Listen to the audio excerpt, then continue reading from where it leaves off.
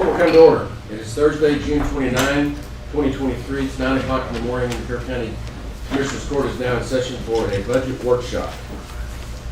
A brief recap of where we are. If you recall, my proposed budget that I submitted at the end of April, early May, had a budget of approximately $50 million, which included $7.5 million for the animal control facility and another $1.5 million of ARPA funds. About $9 million that we have to budget to be able to spend the money this coming year if needed. And that was a no new tax revenue rate. Where we are as of today is at a budget of about $56 million. That's $6 million more than I recommended. And a almost $16 million deficit. And includes reducing our fund balance from a little over 40% down to 16.5%. And that's where we are today before I listen to anybody. That's where we are. And so that you understand what that translates into, it's about almost $500,000 per cent tax increase. So we're looking at the tax rate increase that we would need to sustain the budget that we have before I listen to anything today or after this is about 12 cents, which will require a vote by people to do that. We do have, the good news is we might be able to not have to have a vote to approve the budget because we have banked some credits in years past. I think we've got about 10 cents or so bank. Is that about right, Bob? 10? Approximately. We talked about it this morning. And that was when we reduced tax rates. So we still get that. We were capped at 3.5% a year. And so those 3 years that we reduced it, we actually were able to bank those credits. And I think we're going to have to use those credits this year. I think they expire if we don't use them. So what I'm trying to tell you is inflation is out of control. And we are struggling with this budget. And I don't anticipate it's going to get any better. But with that, we're ready to start the workshop and start listening to people. Tell us what you need. Yeah. A comment is nothing more to the court. Sure. But also, is Rosa in here? I want to visit with her about it. We need to make sure that we've talked about the road bridge about some personnel shifting around. We need to make sure that we handle all of those in a court order. Yes. Otherwise, a separate court order. We do this every year. So, the separate court order that just lists them all at one time, and probably do it at our second meeting in July or so towards the end. But we'll make sure that. It's on my radar screen. Okay. I know we have to have an order. Good point. Okay. Okay. So, Lisa, you get to lead the way today on public relations. Fine. That's Department 406. Good morning, Commissioners. Good morning. Give us something to find it. I've got this one. The reason I'm going first is because I have a dental appointment right after this, so I'm not sure which is more fun. Frying pan and fire, right? Right. And the only thing I wasn't sure about was the software, whether that should go in my budget or Bruce's. It's the software I use to process photos. When I was enrolled in college, I was able to get us a really good cut rate deal for Photoshop at the student rate, but I graduated in December, and so that jumped way up. It looks like you're about $500 above what I recommend. Yeah. Right. Any questions for Lisa? Something we need to point out, this position is going from part-time to full-time since last year, so that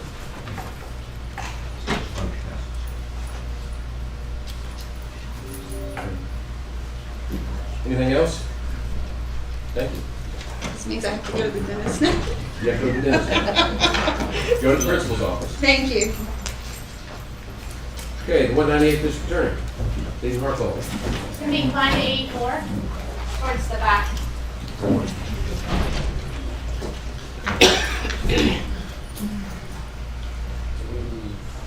Very bad. Go ahead. Got it. Looks like you're right on target. Yes, sir. I think the only thing that is in addition to our budget, I think our liability type insurance went up $1,000, and I think we asked for an extra $1,000. I think that's it. Question, I'm not sure if it's agenda that you do, but the, whatever the funding's called, that. Senate Bill 22. Senate Bill 22, you're getting an additional $250,000, I believe. He's looking at me like he doesn't know. He's I don't. Are you aware of this? I'm not aware of that. 275. We are completely aware of it. Anyway, the days, the county attorney and the sheriff are each getting designated funds straight from the state, $275,000. And the question is, and I think I'll answer it for you sort of, so you're not planning to use any of that money, so that money can be used at the discretion of the court for your budget? I would assume, since I'm not asking for anything other than what I mentioned, that what you're proposing sounds equitable to me. Okay. Thank you. What we're trying to find out is, has anybody made any plans to spend the money that they're expecting from this? No, sir. And what we can do is, as I understand it, we can use that money for salaries in your department. Well, So it's just a matter of what, doesn't change anything, it's just where the money. yes, sir. No, that makes sense. And as of right now, we're stable. But in the future, that may change. But right now, we're able to get everything done. So, All right, Well, we appreciate you. thank you. thank y'all very much. He also has Fund 95. Okay, This that's is the forfeiture. 198 forfeiture. That is the last one. Very last one. I don't think there's anything new or changing with that. Actually, I think we took away a couple of categories that weren't being applied anymore, but that didn't change the money amount. Okay, very good. Okay? Thank you. Thanks. Have a great rest of the week. You too. You too. JP Precinct 4. Bill's not here. I know he's put in a request. That's Department 458.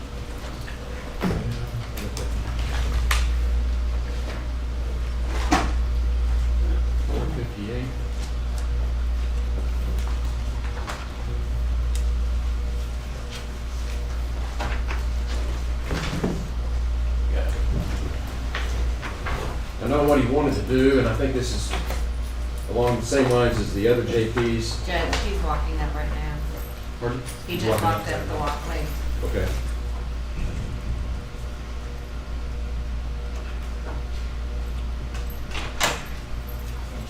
Bill Ragsdale. Straight to the podium. What you said cautiously. Let me turn this off. Thank you so much. I was there at my office. There's someplace I'm supposed to be today. Well, you're here. Oh, yeah. I had 3 items that I think in the budget that would improve or enhance our ability to function. Of course, we're 10,458. The line item is 310, which is office supplies. Things have gone up. I'm just asking for like $350 more in that item from last year. Okay.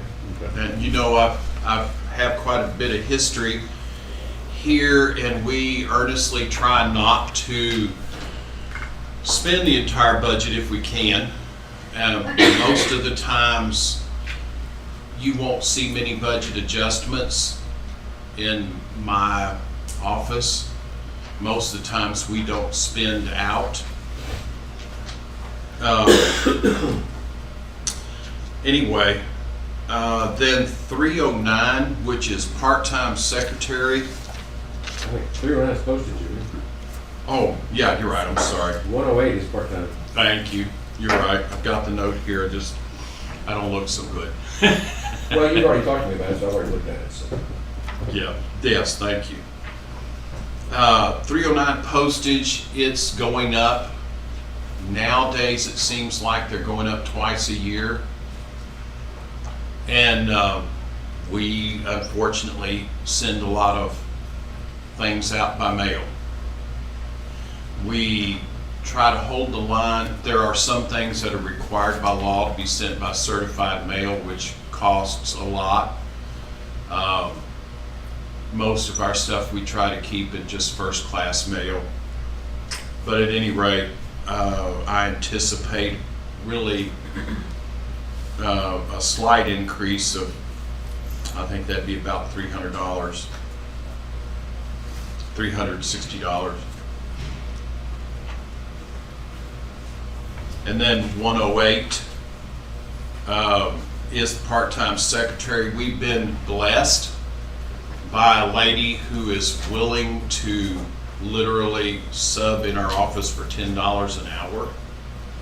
She is very reliable, but she's limited. Her family has a bunch of special needs. The whole family, bless her heart, the whole family. So sometimes we can't get her, plus she subs in other offices as well, so sometimes we can't get her. We would like to increase the pay really so that we can attract perhaps and retain someone who is able to function on a higher level of duties, data entry, processing cases through the system, and not just for our office, but also for the other offices as they have need. I think 2 of the offices have a part-time floater. We don't. I don't. Precinct 2 does not. We share the same part-time secretary often, so sometimes it's first come, first serve. But anyway, we would like to be able to acquire and train someone to work on a higher level. Plus keep this lady that just answers the phones. That's a blessing too. But that's all she does, is answer the phone. So anyway, that's really all that I have seen in here. I think some of the items that are in my budget are a matter of convenience for you, for the court. Like office rent, I don't think we pay any, but we pay utilities out of my budget, so that's up to you guys.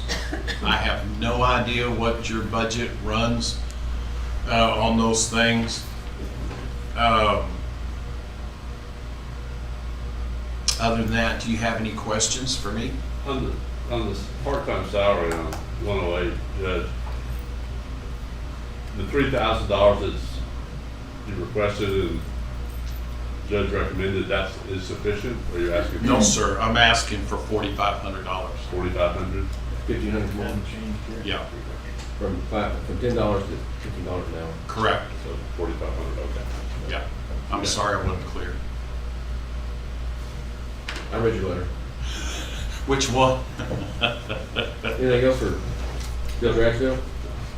I really appreciate you guys. This, what y'all have to do is very tough. I mean, all I have to do is request that you guys got to figure out how to make it happen. But I appreciate it. Thank you, dude. Okay. Next, we've got Constable Precinct 3. Department 553. He's here. Oh, there it is. No, sir. I think it's grand.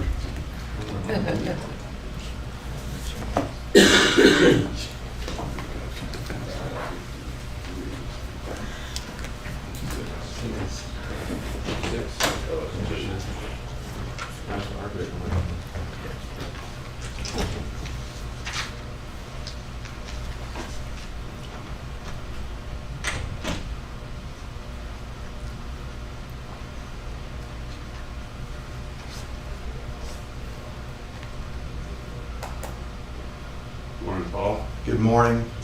Good morning, Your Honor, Commissioners, members of the audience, good morning. For those that don't know who I am, my name is Paul Gonzalez, Kerr County Constable, Precinct 3. The administration recommended budget, for the most part, everything I accept most of it. Uniforms, we're working on that and getting all the equipment. Everything seems to be on back order, so we're working on that. So what you see is kind of an example of what my office will be representing our community as a uniform. There's 2 line items that I'm humbly requesting for you to reconsider. That's 490, conferences and training. As I mentioned last year, upon some research, it was discovered that the constable's offices in Kerr County have never had a line item in their budget for training versus all the other county offices. And so last year, with the auditor's assistance, we added that in the line item for conferences and training for $2,000. You know, it's just crucial that law enforcement gets the proper, and I'd say proper, training. There's a lot of training out there that's free. There's a lot of training that's out there web-based or internet-based that's free, and that's all good, and we take advantage of that. But there is a lot of training that's crucial where we physically have to attend, and there's expenses involved with hotel and registration fees, travel expenses. So I'm requesting $2,000 for that. And then the next line item is 569, and operating equipment. Last year I was able to get some breaching tools. I was able to get through a grant a shield because we had some repairs that had to be done to the vehicle, so it kind of wiped out my operating equipment budget a little bit. And so we were able to accomplish all that we requested last year with the funds that were provided. This year, I need to replenish the ammunition, both on duty and practice ammunition, for not only range training, but to stay proficient and to stay on top of our mandated qualification for state purposes. Just on a side note, my office, since I've been in office since August of 2021, my office has been audited by the state, TCOL, twice, and luckily we were very successful in those audits. But basically they were looking for training, firearms training, and making sure all those credentials were in order and making sure that our hours were being met as state required. So we do have a new field agent for the state, and I've not met him personally, but I've spoken to him on the phone, and so he said he'll be visiting sometime in the near future to make his presence, and so we can physically know him, and so I'm sure I'll get another site audit again, so at some point. But that's all I asked the court for y'all's consideration and on those 2 line items. And I appreciate your time. Any questions? I don't have any problem, I don't have any problem or questions for you, but I will for the other constables about the training issue. I think it is important that Yes, sir. There's LEOC money that's also budgeted, and it's for training. Correct. And so the amount is about 560-ish that they received this Correct. year. And I made that known last year. So every law enforcement agency in the state of Texas receives LEOC funds from the Texas Comptroller's Office. It's basically a big pie, and it's based on the number of full-time, part-time, 32-hour to full-time employees that hold a license. So it could be law enforcement personnel, your telecommunications specialists, your dispatchers, and your jailers. And it's a percentage that they calculate. So for my office, for one full-time employee, it ranges about $575, give or take, the amount. The way that reads is that it's supplemental funds, meaning that there's another primary source. It's supplemental funds to be used for training or training equipment.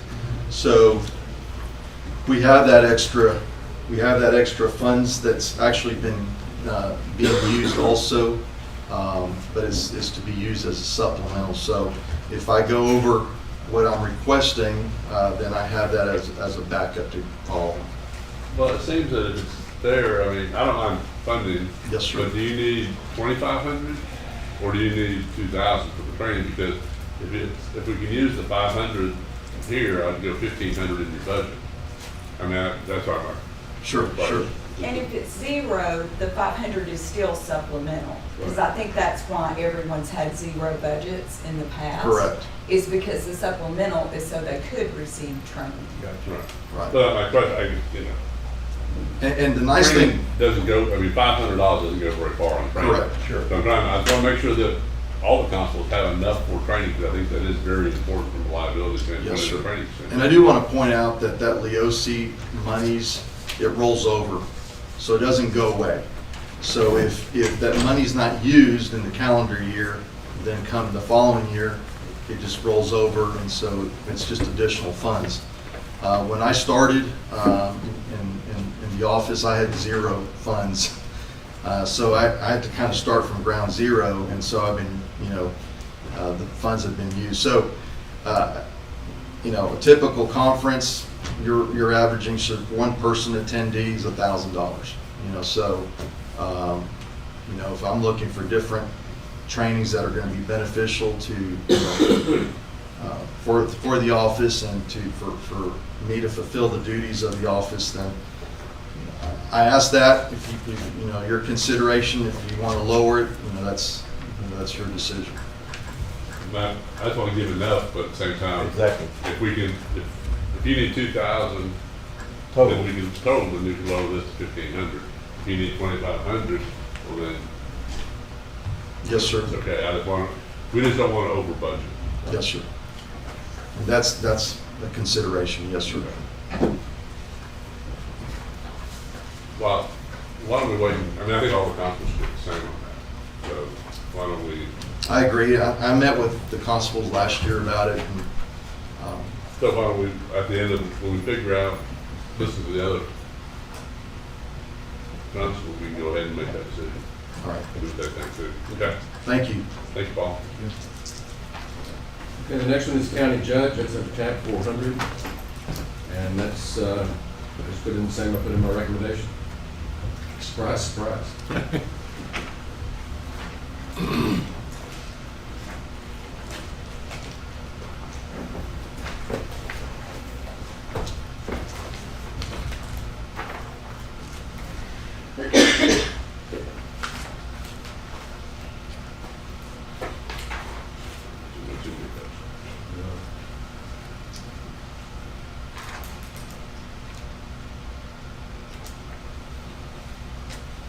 Your out-of-county mileage looks high. Well, you only had, it was projected to your end is 57, maybe you're not turning in yours. I don't turn it in. He doesn't. No. Which, I don't either, that's why, I mean, I did not too, so, do you need 2,000 budgeted, is that the question, if you're not gonna turn it in? I think I turned in, what, 1 or 2? Conference. Over 500, 500 for your travel, out of county? That's what I don't care. Are y'all looking at out-of-county mileage? Is that what we're talking Yeah. about? Yeah. It's It is zero. Oh, I'm looking, I'm sorry, the line above it. And that's Okay, conferences. never mind, you, okay. You're good. You're good. I'm gonna upgrade those glasses. Okay, anything else on that one? And let's go to mental health. Department 405. Yes.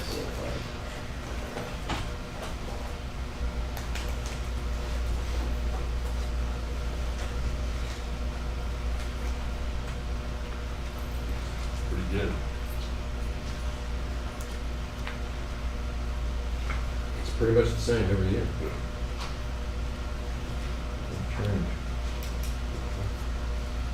Okay, then let's go on to county court.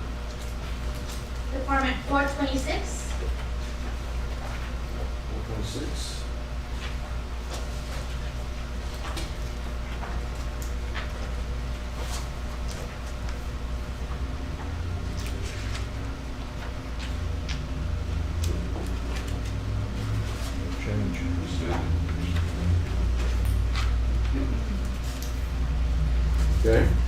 let's move on to county-sponsored activity.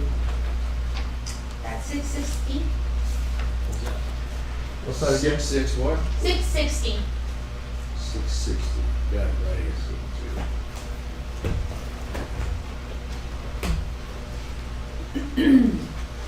These are our not-for-profit donations that we make, such as to Dieter, for the Meals on Wheels. Casa's here, Stephanie's here with Casa. I see the Child Services Board, the Trapper Contract, Emergency Management, Dieter Claim, K-Star, ACOG, CASA, Economic Development, Hill Country Cares, and Historical Commission. That's why you're here, right? Those are all, and just for, next time, just, may or may not know this, but the majority of these that are like CASA, those are items that county judge tends to use for, we used, at one point, we used to have, They're all good causes. yeah, we used to have others like, Well, but- the reason we don't do Big Brothers Big Sisters, pull that out, because we, at one point we used it, is this county judge doesn't use that service. If he was to use that service, we would add it in. It's gotta be, we only fund those areas, entities that the county judge or some other department uses. Let's hear from the Historical Commission. So first of all, we're not asking for any more money. We're happy with what you have put down for us, and we thank you for that. In the executive committee, when they met and doing our draft budget for next year, we laid out some plans, and we understood that we would be responsible, after talking with county, for like replacing chairs and tables, and we've got some bad chairs, and we're gonna have to do that. We have money in our budget this year left over that we're gonna use for that, but the questions came up in that. Who's responsible for the refrigerator, the microwave at the Union Church? Ultimately, is that something we should be planning for replacement in our budget down the line? We did not. I'm looking to the boss. I don't know, I don't know that any of that's been replaced since I've been here, so I think it's something we need to look at as we whipper down our budget. That maybe that's something we should plan for. I mean, nothing's broken now, but don't want to get down to the wire and all of a sudden, you don't have a functional refrigerator and all of that. Well, when that comes up, because it will, just talk to us. Okay. We'll figure it out. Okay. We want to keep it working. Well, we thank you for what you put in there for us, and we're happy with that. Thanks a lot. We've got several of these that we haven't been spending any money. These just placeholders or? What is a Dietrich claim? What is it claim? The Dieter claim is I don't know why they call it claim. It's always been the Dieter claim. It's the Dieter Center. Because Mr. Dieter said so. Yeah. But we do that because that is the seed money for Meals on Wheels with the federal program. Right. If we don't, as a local government entity, support the Meals on Wheels, and the federal government will not subsidize the program. And so, my first year in office, I thought about maybe not doing that. I learned very quickly we do that. Yes. But there's several of these that we got, that we budgeted for, but we haven't been spending any money. Well, but we expect them to send us, I know the Child Services Board, they usually send theirs more in August. Okay. So some of them wait so they can show us what they've spent the money on. We generally wait for a letter from them requesting it before we send any money to them. Well, I was looking back to the previous years, like all the way back to 2019, 20. We haven't always budgeted for them. There's another Okay. fund that we can talk about a little bit later if we have time. All right. Child abuse prevention, so some of their claims can go under that Gotcha. fund. I understand. Okay. Moving on, Commissioner's Court. Judge, did you want to talk to Stephanie Castro Costa? Oh, I'm sorry, yeah, okay. She's already sent me a letter, go ahead. Yes. They talking. Good morning, Court, Commissioners, Judge. Thank you so much for the opportunity.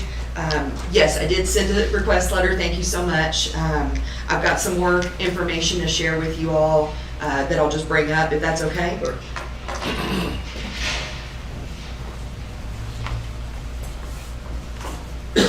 Thank you. Now, And when you go back to the podium, identify yourself and your organization so the public knows who you are. Oh, yes, sir. I'm Stephanie Cash, Executive Director of Hill Country CASA.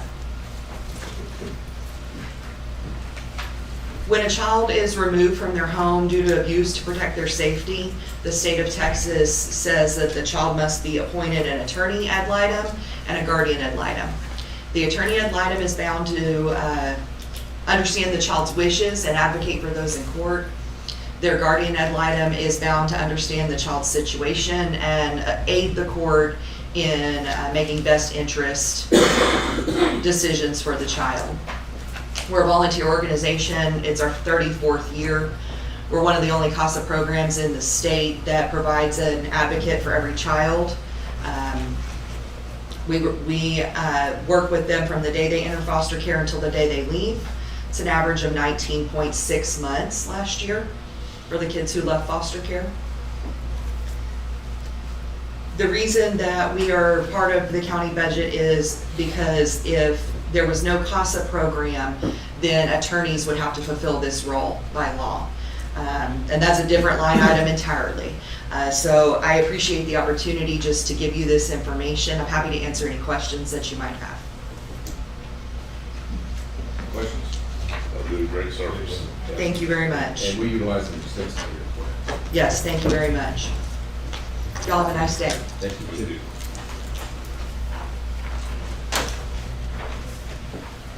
Okay, move on to animal services. That's Department 642. 642? 642.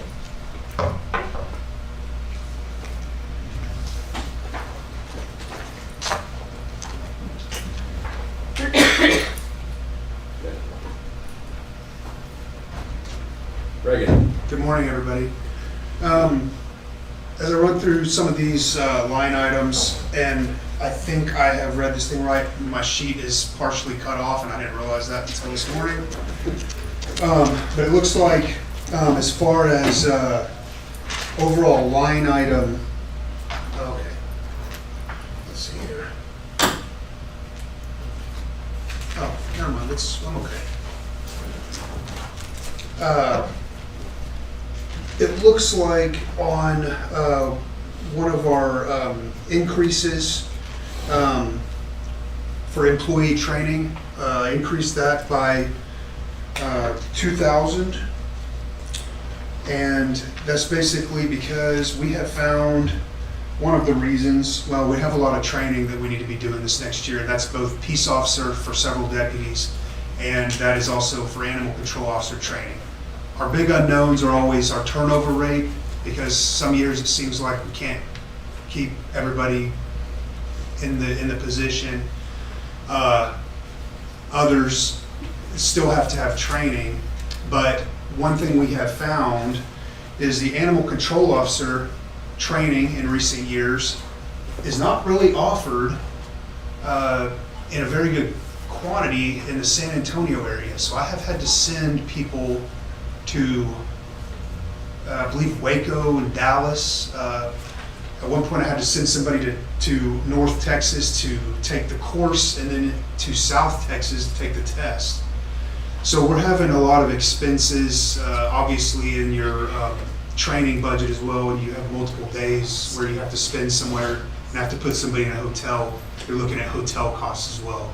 So anticipating needing a little bit extra in there. Moving down to office supplies, increased that by 500. Actually, we've about exceeded that, if we haven't exceeded that already. Office supplies, some of that includes our ink, which we've found since we've moved to our new building, which is at the animal shelter. We're using a different printer in the back offices. We have to print a lot of things in color as well. Some of these inks are pretty high dollar, expensive, so we need a little bit more in there to maintain all that. Moving down to uniforms, increased that by 1,000. Again, with turnover rate and high wear on uniforms, just for the nature of the job of animal control officers and kind of what we do.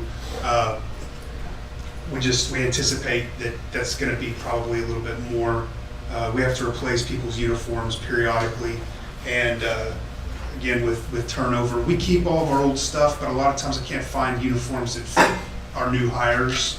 So and that's cost for embroidery,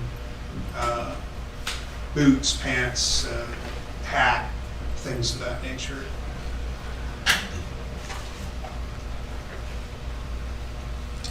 In operating expense, I increased that because, to be quite honest with you, we exceeded our budget about 2 months ago in operating expense. Things have gone up. This is the first year that I've had to actually go down and buy. We've had to order dog food, litter, and things of that nature. So some of this is taking into account that I probably next year am going to have to be ordering a lot of food. I think with the economy being what it is, people just aren't donating as much food. So we're kind of having to go on occasion and get dog and cat food, puppy food, wet food, things like that, and litter. So this can be about $1,000 possibly per order. I know we ordered about $1,000 worth several months back. So for the first time, I'm really trying to budget for the possibility of needing to purchase food throughout the year. Reagan, it seems like you used to come forward a lot more frequently with donations along those lines, and haven't seen it lately. Well, yeah, and I try to come each month with what we do get. I haven't really looked at with the exact numbers, but yeah, I mean, it seems like everything is just kind of dropped a little bit. I think that people are trying to survive themselves, so I increased that in anticipation as possible.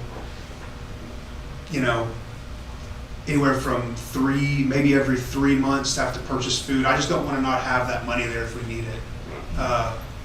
If we don't have that donated food.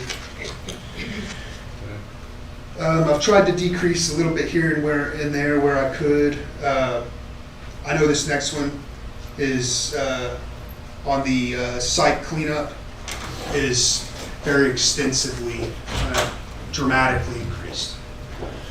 And I guess you could say that's me in an attempt to finally be able to clean up some places that are just really, really bad.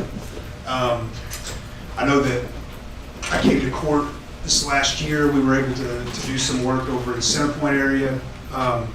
Unfortunately, I don't really have an update for you on where that is after we got done cleaning it up. I kind of requested that, but I'm pretty sure that it's just still kind of, it's still in there. We haven't gotten anything back on it yet, and I haven't heard anything about whether the property was sold or anything like that. So I can't really I don't know what to tell you guys on whether we got any money back on that. You talking about the existing site? That was the one on Storage Lane. That we did that one. To clean it up, and I guess there was a lien on the property, and the property was going to get sold, and we could recoup our money and put it again somewhere else. Well, I mean, that money, Not sure where. you have to have in your budget, but we do recoup it at some point. Well, I guess that's what we need to talk about. I mean, who's actually going to chase it and recoup it? I can tell you that in years past on some of our smaller ones, we have not gotten back as much money as we put into it. On some other ones, but I'm talking about like something that we spent maybe $4,000 or $5,000 on and got back $2,000 or something like that. Right? Basically, we have some really bad properties, and I can't get anybody to do cleanups for the amount that they used to anymore. So they've gone way up. I will tell you this: I am exploring grant opportunities. I'm getting with. Yes, Noelle, about that, and she's actually got me some forms and things to look into. I'm also on the ACOG Resource Recovery Committee, so I'm going to also speak to them about some of that, which I know we got a grant years ago for the recycle trailer, but I haven't really pursued anymore with them because I don't think that abatements met the criteria for the grant requirements, but I'm gonna be looking at those different options too. She's gonna help me with that. So there's a possibility of some money there as well. But I can just tell you, we have some pretty bad properties that we can't get cleaned up out there. Can these, on the, once you put a lien or something, can we give that to the collections people upstairs? I mean, I know they have to work with Donald, because those are their employees, but I mean, I'm not sure that we can do that, but I'll have a look and see what we're able to do. Usually we don't collect, usually it's hard for us to collect on them unless they sell. and can we force a sale? I mean, can we put a lien on the property, but can we, anyway, I'm kind of. I'll look. Yeah, it'd be good to know what the process is. I think it's a great program. I think what you did in Centerpoint was phenomenal. I would like to see a lot more of that sort of thing. But again, the key would be, you know, let's recoup the money somehow so we can apply it to some other ones. It's that initial, it's the initial money that's the part, you know. Yeah, it's gotta be in your budget, it's just, Yeah. the revenue side is a different spot, but we just need to figure out how to get the revenue coming back. Okay. And then we've got, let's see, a decrease. So you guys want me to talk about capital outlay? I can tell you, I made a little bit of a mistake. I do not need a watch guard system. That is $6,500 we can knock off that right now. Oh, capital outlay? Yes. Don't need what? Right? A watch guard camera system for a vehicle. I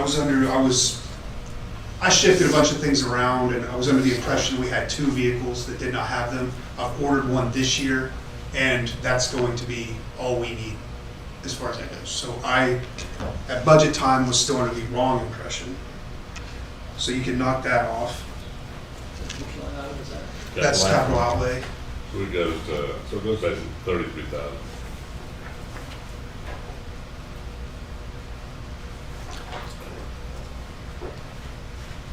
And then I've also got requests in there for 2 enterprise lease vehicles.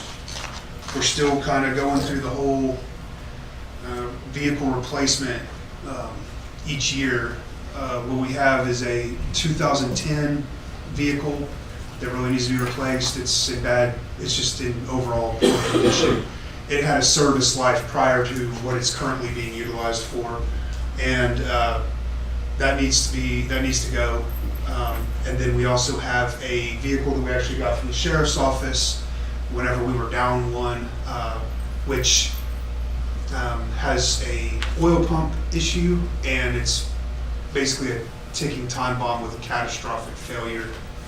The sooner we get rid of it, the better. But we're still running it right now. So we're looking at, on those, everything calculated up, it'd be a total for those 2 vehicles of $26,725.68 for the year. And this is what I had come to you about ordering early.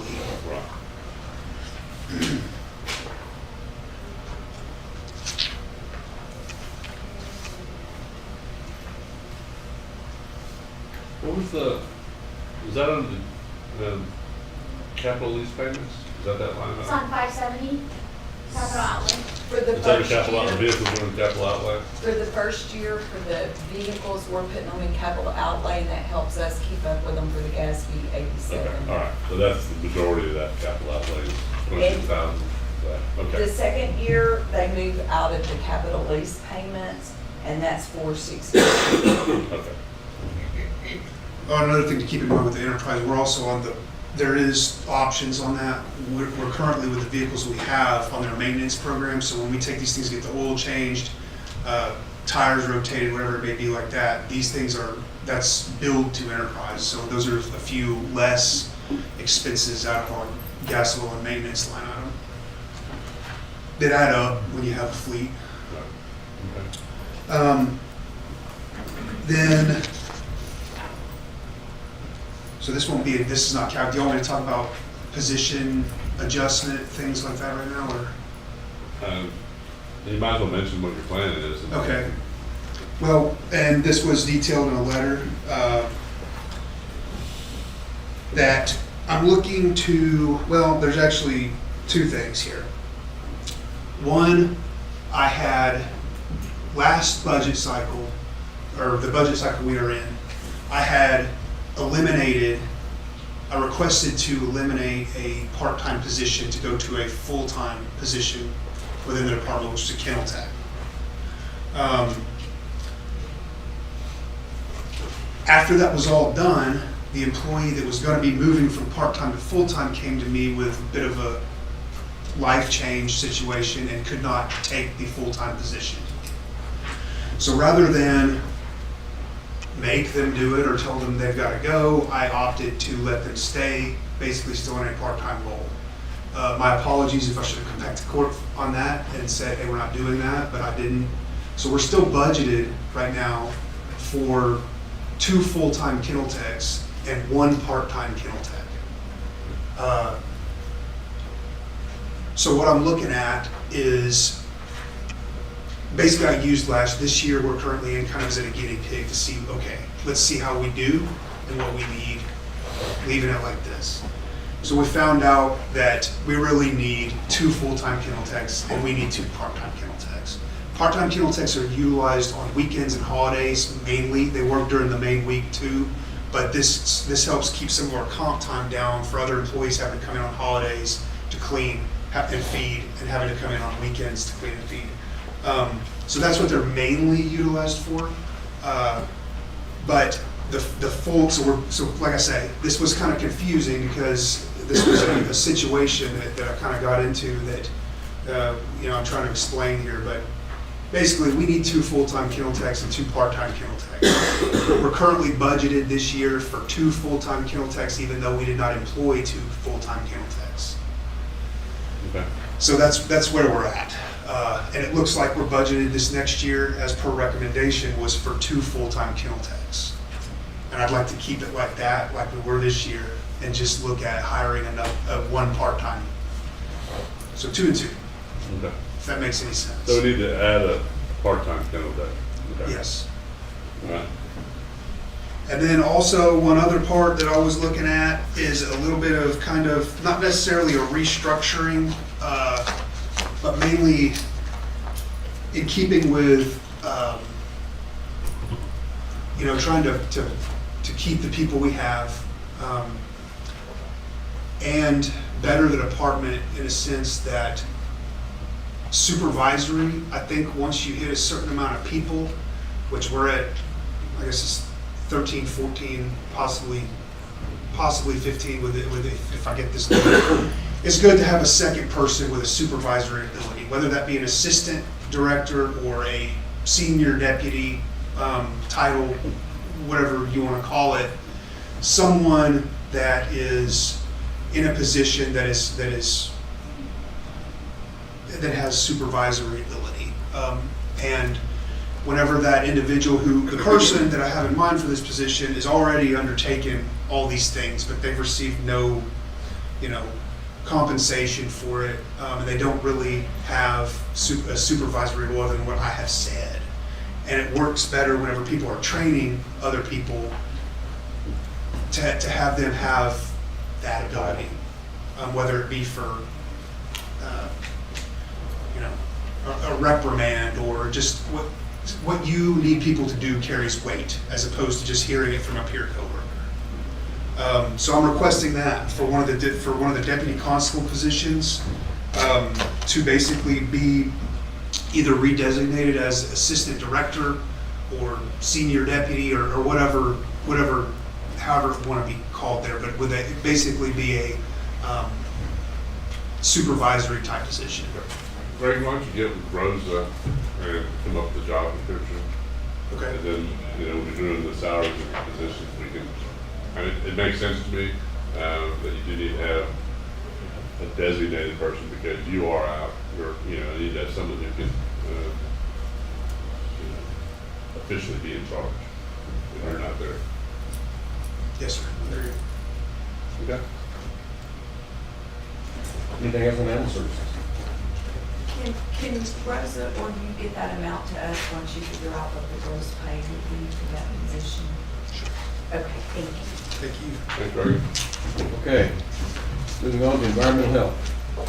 Actually says environmental heat. but it's environmental health. 640, Department 640.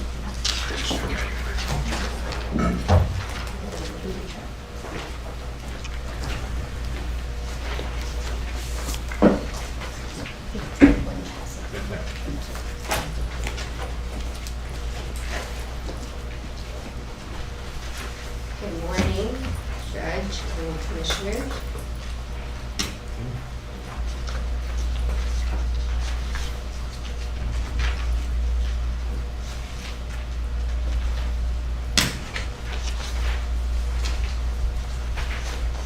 All right.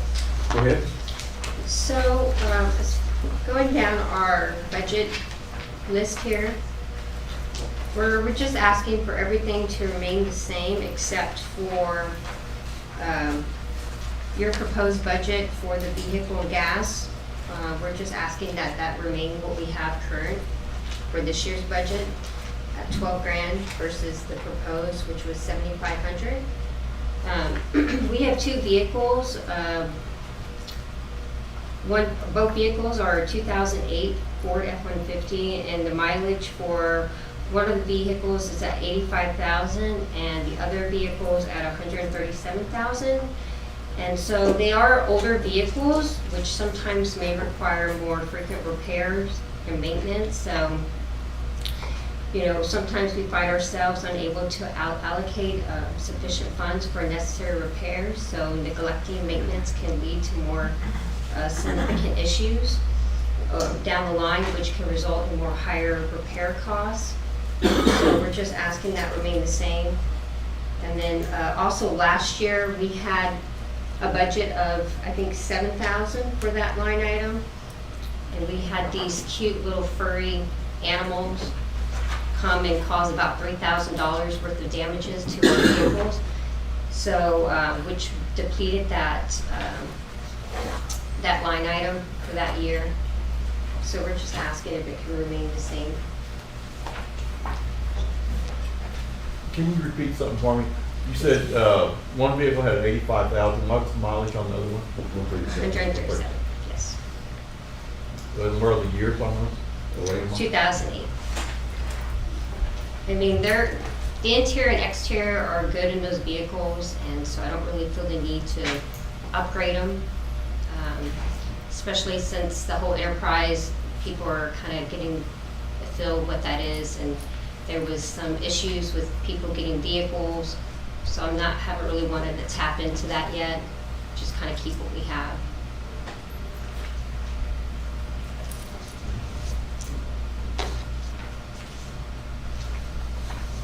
And then, do you have any other questions about that? No? Okay. And then this year, we are requesting a capital outlay of approximately about 7,000, which is the handout that I had just submitted to y'all. I just received this yesterday. But what we're trying to do in our department is to be able to go online. And we've gotten a proposal with this company called My Government Online, which is a federal agency that works with local governments, such as counties and cities, to where they do their permitting process online. So it allows citizens to have easy access to this portal where they can submit their application and planning materials and everything through the website or through this My Government Online, which I'm going to refer to as MGO. And it could help eliminate some of the upfront costs for like paper, and so everything would just be digitized. So they do their applications all online? Yes, so everything would be submitted through MGO, and application, plan materials, which over time I think would be a solution for storage, since that tends to be one of our issue for multiple departments, including ours. I shouldn't ask this question, but is MGO, is that the system the city of Kerrville uses? Yes, sir. Yeah. It's a nightmare. Well, I mean, I've talked to other departments or other county agencies that have been using MGO. Most of them were good. I did talk to the city of Kerrville about it and got some feedback. They indicated that the one drawback they've had is customer service with MGO, but when I talked to another county, Polk County, they said that they have great customer service and they've been able to address any issues they've had, so. the problems that I've heard are people that trying to get a permit filed or application using their system. And so it's the users, it's not the, it's the contractors, or in this case, it's gonna be the septic installers. People trying to do it, it is extremely difficult, extremely cumbersome, and most contractors that I've talked to hate the system that Kerr was using. So, I mean, I don't know, I haven't ever used it, but I get that feedback. Well, Are there others? I'm sorry. Is there other like businesses? There was another one that I had reached out to, but they're a private sector versus this is a government, and their fees were very astronomical that I would not even. I'd recommend going on as in make up as a contractor and try and do it and see how hard it is, if it's really what they say, because I don't know, the feedback I get is not good.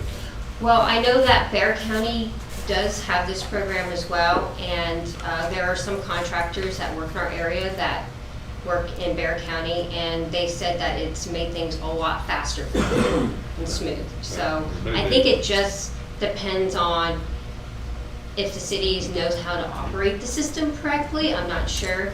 But they do offer training, and they recommend that. If you look on the last page of what I've submitted, in the box below, it says that they would come on site and spend about a week's worth of training to show us how to utilize this program. We do have I was thinking of a creative idea of possibly filming like a video for the public to see, like a demo on how they submit things. Just coming up with some innovative ideas to just kind of make things smoother, faster, more efficient, and to come up with a solution to eliminate storage. I was gonna make sure that it takes it simple for the users. I'm just too. gonna ask you, actually, I mean, what's the actual benefit here? Faster, I mean, but does it save the county any money somehow? I mean, what's the real it benefit may. to the county in doing this, as opposed to whatever we're doing right now? Well, right now, we're just doing things kind of old school, paper fashion. We have our clipboards out in the field, take our notes, go back to the office, type it all out, and it's kind of redundant. So this way would help us as an inspector, be able to have like a tablet or a mini laptop of some sort out in the field, so we can just have everything done electronically, and then we submit the information to the owner or to the professional right then and there, and not having to wait, hours or days. I guess the tablet's not included in this price. No, sir. So Yeah, so I've been talking to Bruce with that, and growing. This, it all sounds good, but man, if there's people that aren't satisfied already right here in the county with this operation, you might ought to pump the brakes on it. Is my thought. We have time. It's a tough year, a tough budget. Yeah. well, the, I mean, I'm not against, I think a system like this is beneficial. I just have not heard good things about this system. Right. But I think if there's a good, one that works, I think to get it all, your question, if we get everything digitized from the beginning, yes, it will save money down the road of us having to re-input stuff and keep it together digitized. So and it I'm will in cut, favor of that. and it will cut cost on paper, prints, postage. I mean, there will be some things that we'll still have to send by certified mail, but. I'll go on, I have I can go on the city system and do a permit that I need to do right now for a project. And I've been putting it off, so I'll try it, and I'll see Well, how then hard tell this me, thing please, is. give me the feedback, I appreciate that. But according to the city of Kerrville, I had spoken to some of their employees that said that they really liked the system. Their only one thing that they did not like was, just has to do with customer service from the MGO. But when I talked to MGO about that, they said that the city of Kerrville is not utilizing the right contact number or service to contact a person for assistance.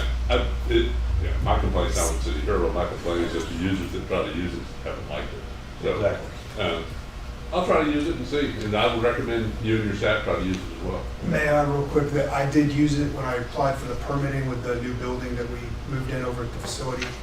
At first, it was a little bit difficult for me to figure out, but once I did figure it out, I was able to use it pretty well.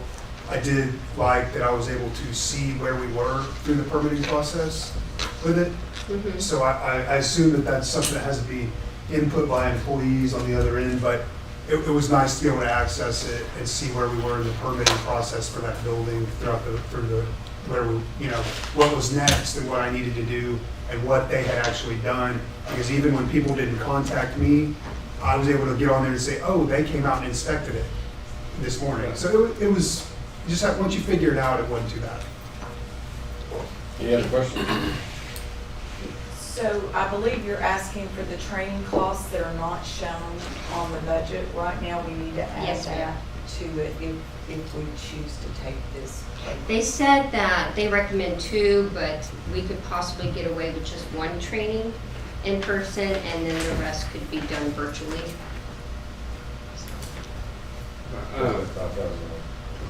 5,000 training. 4800. Well, this is gonna come back up and when we do our capital, we have capital outlays discussion of one of these line items, don't we? So, or one of our meetings coming up, I think our next meeting, on the 12th, Or the next. or 17th. So, or 10th, 12th, 17th. So I think we'll relook at this again, but Thank you. Okay, thank you. Let's take a 5-minute break. Come back. The headquarters, I think.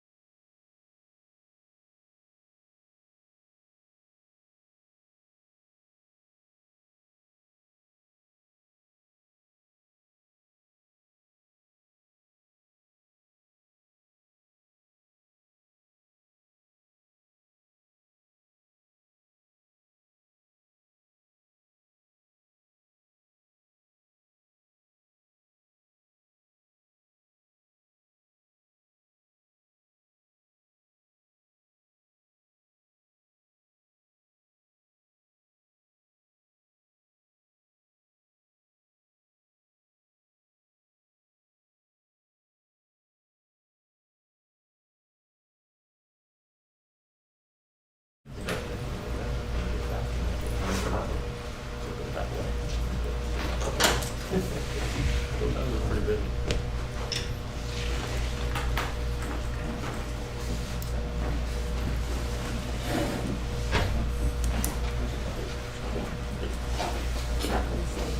come back to order. I'm advised that we skipped 401 on Commissioners Court, so let's go start with that and we'll pick everything back up in order. Tab 401. Nothing in there, no changes. No changes. And they're all pretty numbers. Any questions about it? Okay. Okay, we'll get back on track. And next would be Veteran Services. Department 439.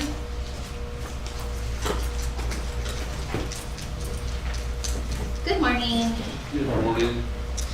I know we're going to talk about budget. I just quickly wanted to say thank you to Kerr County for the support for Memorial Day. I left on vacation right after and just got back. So I just want to say thank you for everybody's support and help with having a great event. So I am requesting an increase of a total of $1,500, $200 for postage, $800 for office supplies, and $500 for conferences. Postage and office supplies seem to be a recurring event. Which we still had 2019 prices, everything's going up. Any questions? I don't know. No problems. Okay, thank you. Thank you. Have a good day. Okay. Next is Indigent Health Services. That's going to be Fund 50.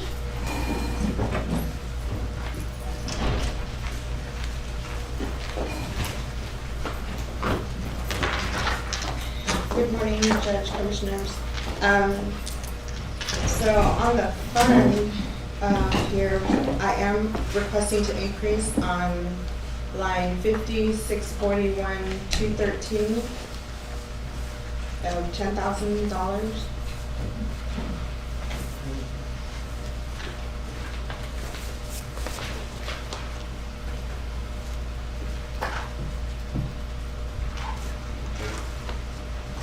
And under the physicians is line 50-641-200. I am requesting to increase it to $3,000. The 5,000. From 3,000 or up 3,000? Up 3,000. Up to, Up to 5,000. It says 5,000, that's what I was asking. so, let's see. We're going to increase mine to 3,000. No, I want to increase it 1,000 to make it 3,000. Okay. Which one? 200. Physician Services. To 3,000? Yeah. Yes, I want to increase it to 3,000. Yeah, from 2 to 3. Okay. And then for the training, which is 50-641-300, I do wish to increase that by $500.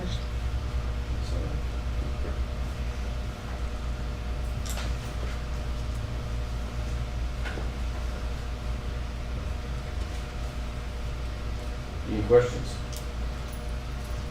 I'll just show my long time report in the back.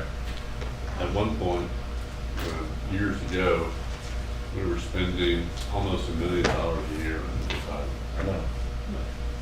And we brought it back in-house, how long ago? And that is the first, and it was based on the state will start picking up indigent health care after 6%, 8%? 8% of your general fund. We're obligated to that, and then above that, the state will pick up to, so that's a huge number. We used to be pushing that number almost every year. We took it in-house and really started spending a lot of time and making sure these people were actually indigent and didn't own property and things. And now we're spending, Yeah, of course. a whole lot less. And a lot of this, and a good part of what we spend is jail people that, are really not, they're not indigent healthcare fault, they're the sheriff's fault.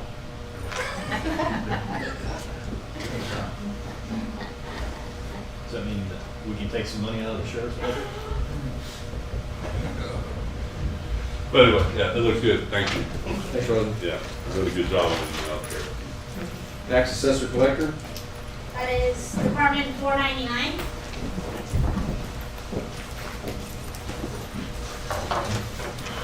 Good morning, gentlemen. I trust you received the letters that I placed in your box the end of last week. If not, I do have additional copies.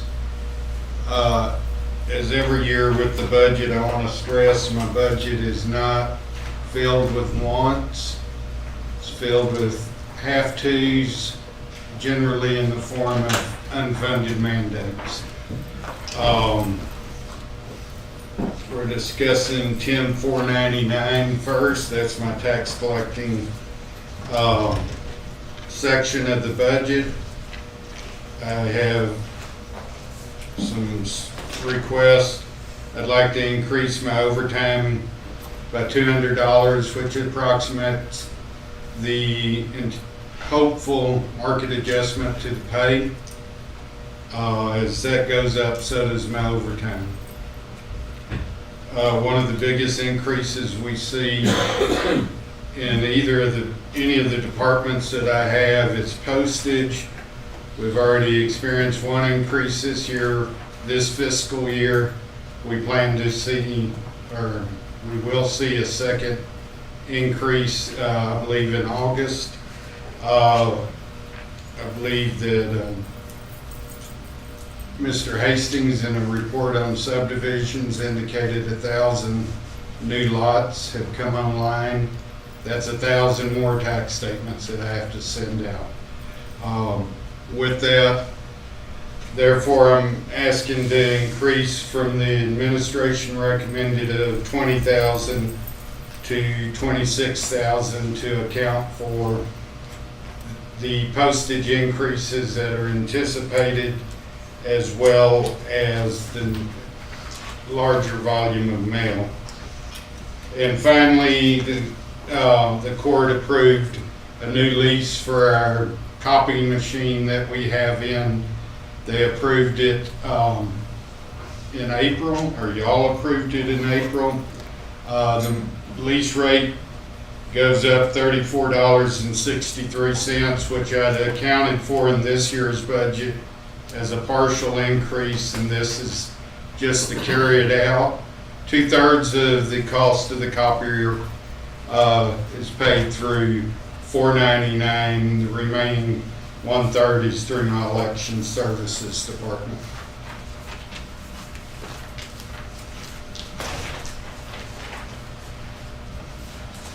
No surprises. Any other questions?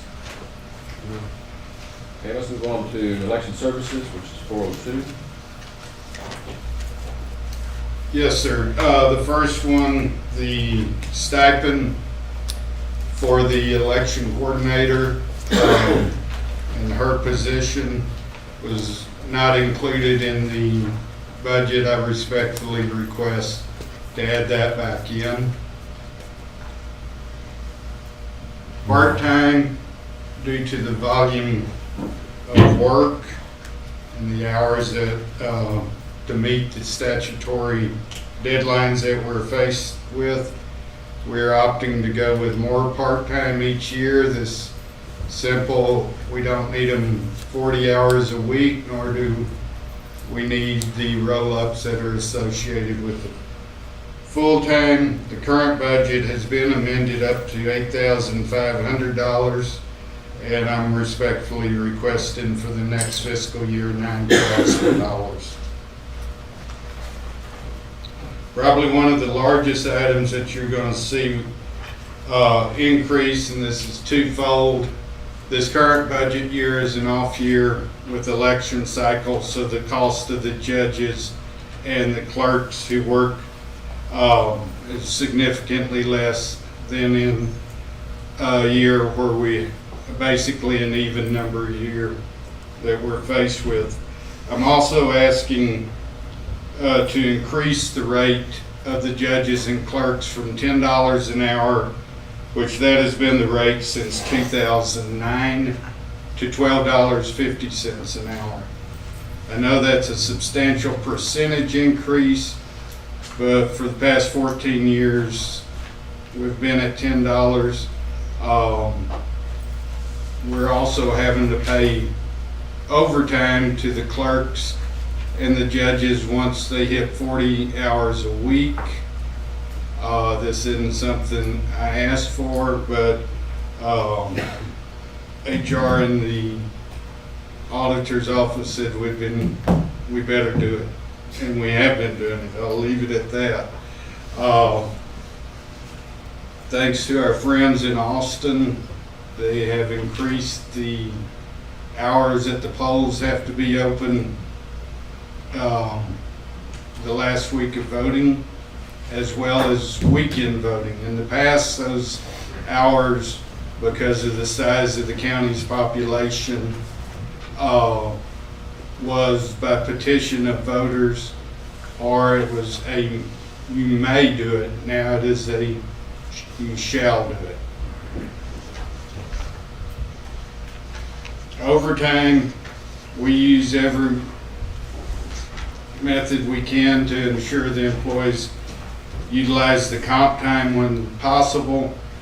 But this year we will be facing that between April 15th of 2024 and May 22nd, we'll have some type of election going on that will require my staff's working 12, 13 plus hours a day.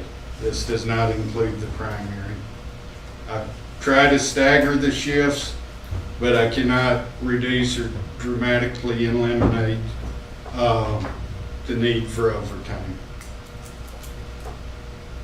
Postage, this is a year where we're required with what is known as the mass mailing.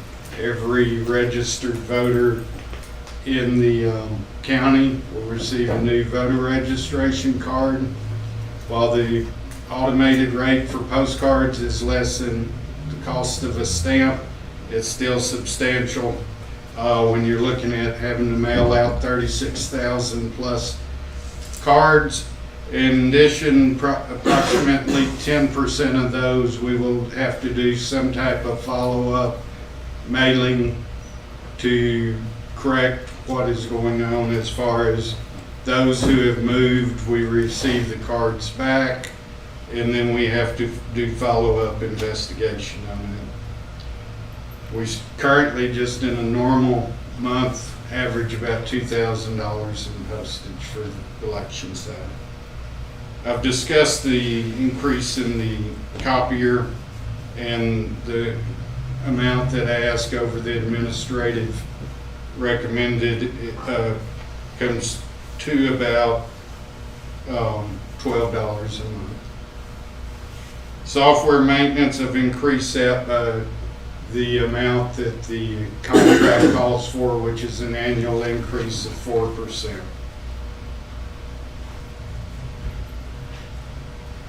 Any questions? Bob, I got here a little after 7, going through this, and when I saw yours, this is when I about choked. And then I read your summary, and I can't argue with any of it. It is what it is. Bob, I have a question. As I've been going through the Texas Election Code, I believe it's chapter 123, how does it work in terms of the revenue? I mean, in theory, we're supposed to get some revenue from the other government entities that are running elections, such as Kerrville City or the political parties in the primary. Where does that come in at, or are we charging? Do you want to call the next one, Judge? Is that the next one? Okay. It's going to call Election Services, Fund 12. The money goes into that account to reimburse our expenses.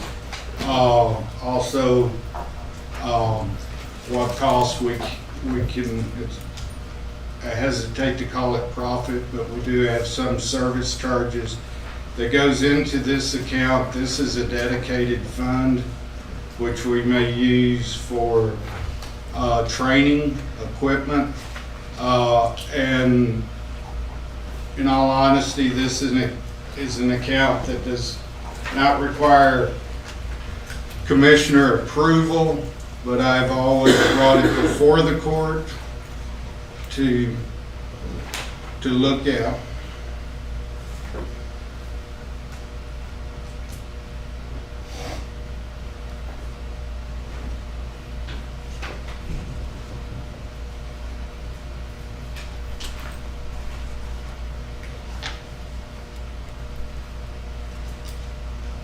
coming in for that, is it?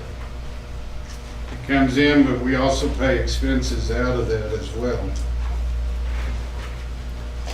I believe we have a fund balance approximately 79,000. $80,000 in there. We've used it to purchase equipment. Therefore, it does not come out of the general fund or affect the M&O tax rate of that account, of the general revenue. Just so I'm looking at it, the fees that you charge, or you charge for, let's say the city, Kerrville, school districts, whatever, that goes in under election service contract fees? Is that the line item? Part of it will reimburse what we pay out of the Fund 402. If we pay clerks, if we pay judges. The other part, we can charge 10% of the cost of the election as our fee, plus a $75 administrative fee. So the amount we can charge is set by the state? Correct, set by statute. We can't do a cost plus 30% or something like that. If we could, I would have.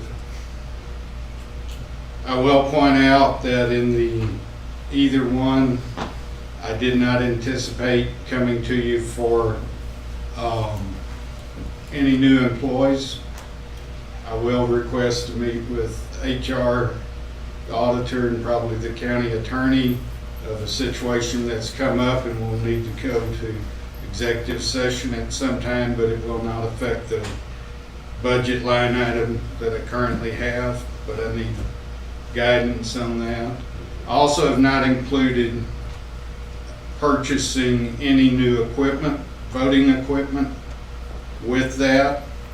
As you recall, I told you we will have to do something by September 1 of 2026 for the November 26 election. I do have a quote for the equipment. The equipment, any software in the equipment or firmware, the optical scanners, what have you, are not having any components made in China or overseas. They have absolutely none of them. And in my opinion, they are sort of assembled in America. And why I say sort of, they're made in Austin. I'll leave that up to y'all. Our friends in Austin. So what does that amount, Bob? It's $247,000, which we are still paying on our existing system. We have a payment in this fiscal and the final payment in the next fiscal. I believe, and if I'm wrong, I'm sure the auditor will tell me, but I'd like to discuss it. I believe if we were to purchase it now, I could start making the payments so we wouldn't have two payments coming out of 402, which are tax dollars affecting the tax rate. Could I make the payments out of my election services fund? Yes. So with the reserves I've built up, if we went with a capital lease, I don't know what the current interest is on a new one. Our present interest rate is 4.25% on what we're paying, so I'm going to assume the interest rate's going to be somewhat higher. But I could pay for the equipment to buy it, begin now. I don't believe I'd have an overlap of fiscal years. I believe I have enough in what our department has earned through the election services account. Bob, on the new machines, do they require or have, a paper trail? It will be 100% where you can audit it. If you go to the electronic accessible machine, it will print out a ballot like Hart Civic demonstrated in the workshop. Then you have to take it over and scan it into the machine for it to be counted. Therefore, all of the ballots will be there. Should I get a public information request, and I believe they've even passed the law that it's a shall, it's no longer an Attorney General's opinion, that we have to make them available for anybody who wants to go through and do their own audit, subject to the laws that are written. Well, Bob, as you know, I'm an advocate for hand counting now via the Chapter 65 method, which is accepted legally. We've got an opinion on that, so I would certainly like to hold off until after we have a demonstration and prove that it can be done, and also demonstrate that we have enough volunteers to step up and do it. That is Before why we buy any new equipment, that's what I'm saying that I have the funds available, the equipment. I have clarification from Hart that I believe is he told me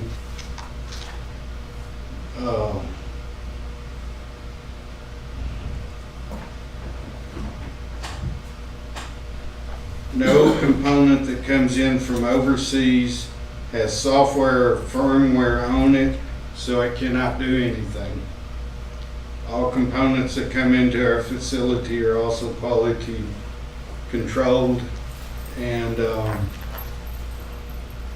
they are put together. As you refer the motherboards, they use the term baseboards, backboards, are manufactured and made in Austin, and they've invited us to come look at them at any time. I will leave it at that because we're not here for that, but I did want to present that those options are available. I have the money available, which I can spend at my discretion. However, I need you as the court's okay to sign a contract to extend payments. With that, if the court has any questions, I'm more than happy to answer on any of my items. Any other questions? Ma'am? Can I address this topic, just real quick, like about the, What topic? his budget? No. Okay, thank you. This is We just a don't workshop. allow public participation during workshops. During your workshop, okay, thank you. This is for them to tell us what they think they need to be put in place. Thank you. Okay, thanks, Bob. May I be excused? Yes. I guess, Bob, just one final question, if you will. I believe the court has to adopt any new system, so this. That is we correct. would have to That is adopt it. correct. I'm just saying I do have the money I available. understand. Thank you.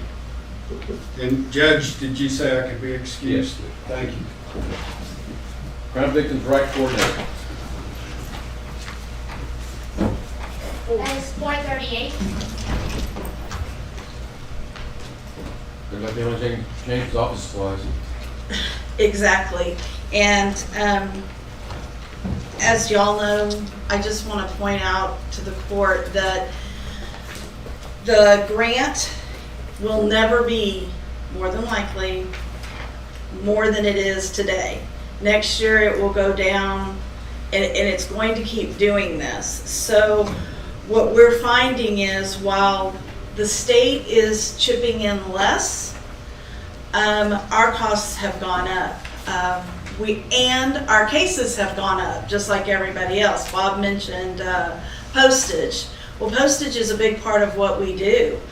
We're working on something to mitigate that, but I can't say that 100% it's going to take care of it. So I'm asking that the court would consider in two areas, mileage also, which has gone up for us, and we're doing more trials because post-COVID, there's quite a bit.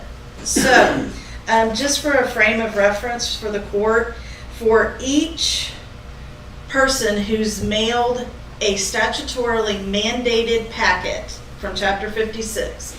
They have to receive it. We spend $3.30. We average about 300 cases. You can see where my office budget just got, $1,000 of it pretty much just went away in postage, and that's if we stay stagnant. So I'm asking the court to, I don't need a lot of money, but it sure would be helpful if I could ask for $1,000 extra in that office supply budget.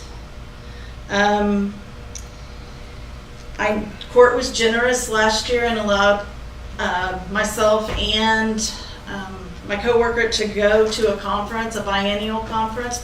We will not have that this next year. So if we could just use that to help with postage. Also mileage, I'm asking for $500 additional into the, is that 438.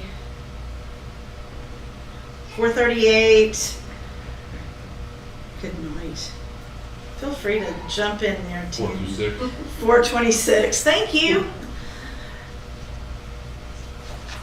You got 500 there, but you're saying, line 487, you're not gonna need all of that this year. On the training. What I'm saying is, that one is training, mileage, everything. And I put $1,563 comes from the grant. And so there's 755 there that was county. So what I'm asking is to make that $1,000 to help with that area. Oh, did you add them on here? Oh, you lost me on that one. Okay, so Go from 2318 to 1,000? is that correct? 2318 to 15 to 755? No. So what I'm saying is in the grant, all I have, because I've already done my grant before this, I only budgeted in the grant for $1,563. And what I'm asking for is for us to get up to $2,500 in that line item. Sorry if I'm not making sense there. So 487 needs to be 2,500. That is correct. And then your mileage, 426, you want it to be 500?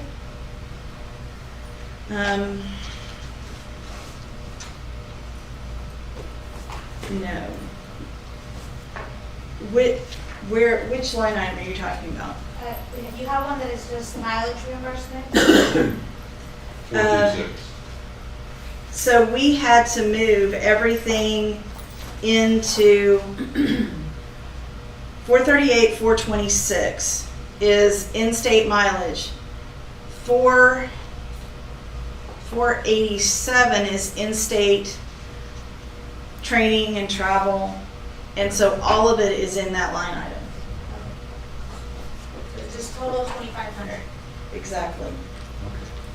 So we're not adding 500 in the 426. 426, right? Would not? Yes, no? No. Okay. Okay, now it's good. Can I clarify on 310 office supplies? It looks like it was already entered to be 1,250. Is that all you need there? No, that one is the one where I would like to ask the court to add $1,000. That needs to be 2,250. Correct.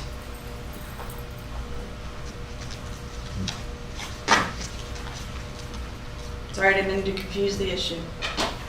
It's just 2 line items. Yeah. Okay. Yes. Any other questions? We're going from line item 487 from 2318 to 2,500. Is that right? Correct. That's Correct. Okay.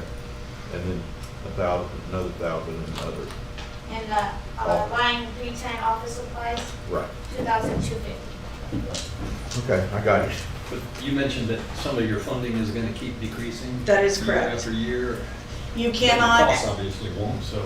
No, and How much is it gonna go down per year, do you know, or is that, we'll wait and see? you can never write the grant for more than you wrote it the year before. I think, I don't know, Tina, you may remember exactly, but I think I got it within a couple of hundred. I mean, it was very close this year. I know it was $500 or less, so I really try to push it right up to that level. And how much But was the total grant you received? oh, hang on, I have that too. It's a little different because we haven't had to, oh, well, I have it in here somewhere. It's about 98,000, I believe. 98,783 is the budget for the current year. And So is that what you turned in? I think I turned out in 98,700. So I mean, it's right there within a few $100s, which is what I've tried to do. But eventually they won't give it to us at all, in my opinion. The reason that we get it is because of our uniqueness, and we cover 3 counties, and I think overall we save the OAG money. 98,673. You want the exact number? And by way of explanation, we've had this grant since, was 11? What, 16, 17 years? Yeah, a long time. And these are not meant to be sustaining grants. They want us to be able to sustain the program ourselves. Correct. And we probably have the most unique grant position on this thing. And we've kept it longer than anybody else has had one, and we've kept it up pretty well. So at this point, we're just grateful that we're still getting anywhere. Yeah, I just wanted to get a feel for how quickly it was gonna diminish, and Well, we'll be on the hook for it. they don't tell us. Yeah. And Rosa serves on that committee, and she takes care of us. I don't know what happens. You sat in those committees.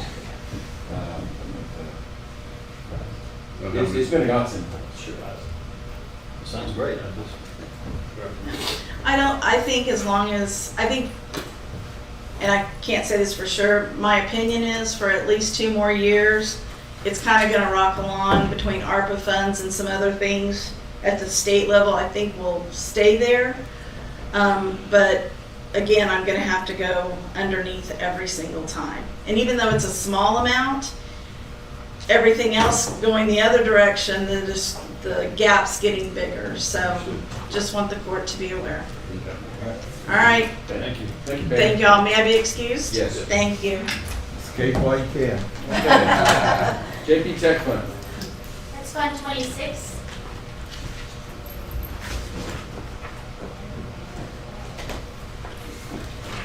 There are no changes to this, Judge, Commissioners. That's my favorite way. Yeah, there you go. Is there any other questions? Okay, same. Next one is information technology. Department 408.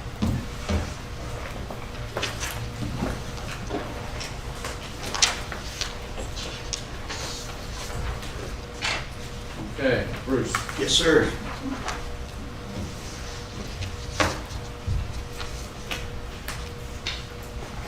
Where would you like to start? At the beginning. All right. Double. We can start with the big elephant and go from there. Some of the things that we're going to need due to age of equipment and having to Band-Aid things together has predicated to us that we desperately need a backup system with disaster recovery that we do not currently have or have pieces of.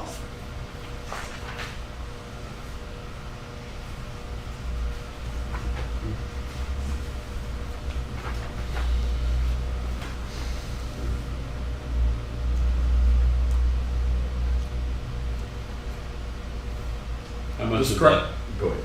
How much is that 922,000 is part of that. All of it? The first two line items are, well, what I have, the backup system, which is a combination of a hybrid, local and cloud-based storage for security, is $496,000.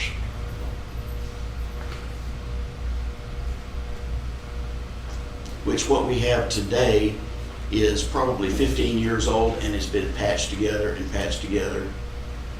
and we're maxed out. Okay.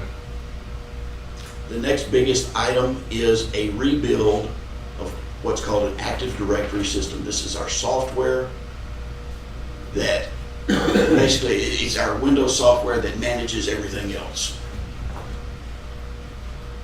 And we have been told by our consultants that it needs to be rebuilt and repaired. Who are our consultants now? RX Technology. What? RX Technology. Still? Yeah. And the last big item in there is for desktop and laptop replacements. How much is the rebuild software? It's going to be $202,000. And most of that's going to be professional services.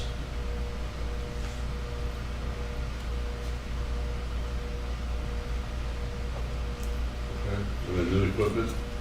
Yeah, new equipment, I've got $166,000 in. And the first one was for what? $496.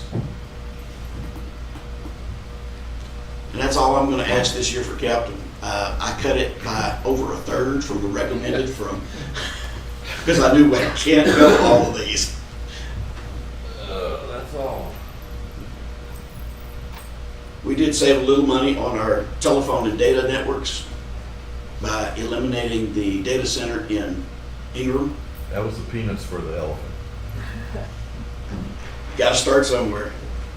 And then we've also, part of that was also a decrease of $22,800 for contract services, which is also part of the data center.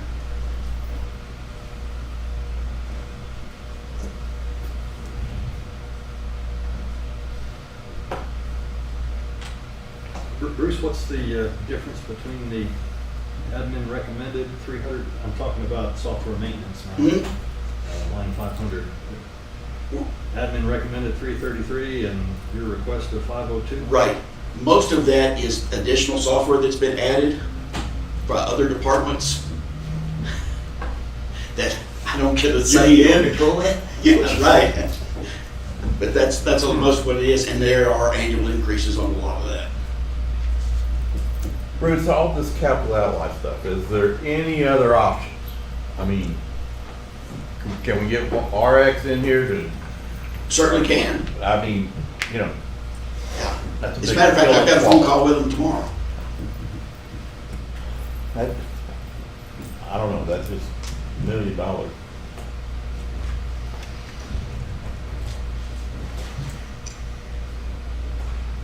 mean, the number that, and I don't know nothing about this and everybody knows, Well, but the 496,000 on the backup seems, I mean, that jumps out at me. Well, that's to back up every server, every desktop in redundant locations. That's the purpose of A that. lot of that is, And we have a hodgepodge system now where desktops are backed up in different ways, servers are backed up differently, and there's nothing offsite. and this is, I think that the sheriff said, or you told us that all of his video cams will go be stored in the cloud as opposed to. And we really haven't been storing that side of his stuff. We've used the primary servers to be our storage. Yes. And that stuff has to be stored forever, basically. Some of it, yes. A lot of, makes a lot of storage. All those. Well, I don't know if anybody understands, but the amount of storage we have is probably 1,000-fold for what we had 4 years ago. Because of everything that everybody's doing, from environmental health to sheriff to us to, it's just gone ballistic. Department wants to add to that. Yeah. But fortunately, the cost of storage is coming down all the time. Granted. You still have to have, I agree with you, that. and it's a constant battle, is what we back up and how. The liability for not having storage is Immense. worse than the cost of having. It's sad, that's where we are. Any other questions? Okay, thanks, Bruce. All right. Constable Precinct 2. Department 552. Should look at it, should call it down with Brad. Well, Brad's been here I wanted to ask both of you, what did y'all do to get put at the end of the list? They saved the best for last. Oh, really? I don't know anymore. I just go with the flow. Yeah. 552. Oh. I'm just asking for one increase in uniforms, and that is to replace the current bullet-resistant vest that I have. Every 5 years, you're supposed to replace them, and I've been blessed to have this job for 5 years, a little over 5 years now. So it's time. It's a $1,100 increase over the recommended $200 budget. 5 years is all they give those things? I thought it was 10. They're 5. They've been 5 for a long time. And it's not that they're, I guess, not functional anymore. It's just they're not warranted, guaranteed, you know, that kind of Departments thing. have the same issue. You 5 know, years, so, great. and I'm working on a couple of avenues to try to procure one at no cost to the county. And if one of those does come through, I'll come back and say, hey, here's $1,100 for IT. Okay? Because it'll help that million that they're looking at. Not much. Just trying to do my part. Find some more for us, guys. So that's the only increase I'm asking for from recommended budget. Kyle, what's your feeling on training? When I was appointed to this position in 2018, I know Constable Ayala had been ill for a couple of years and stuff, and probably hadn't tapped into his Leos funds. And then Charlie Hicks was in here, and you know, he did what he needed to do and stuff. So when I came in, I had a pretty good amount in there for training, which I use it for. We have mandated 40 hours that we have to go to every 4 years. And was it 20 hours civil process every 2 years that we've got to go to? And there's a couple others in there that as a regular peace officer you might need to go to. But I haven't had to exceed what's in my rollover account from every year that's been building up.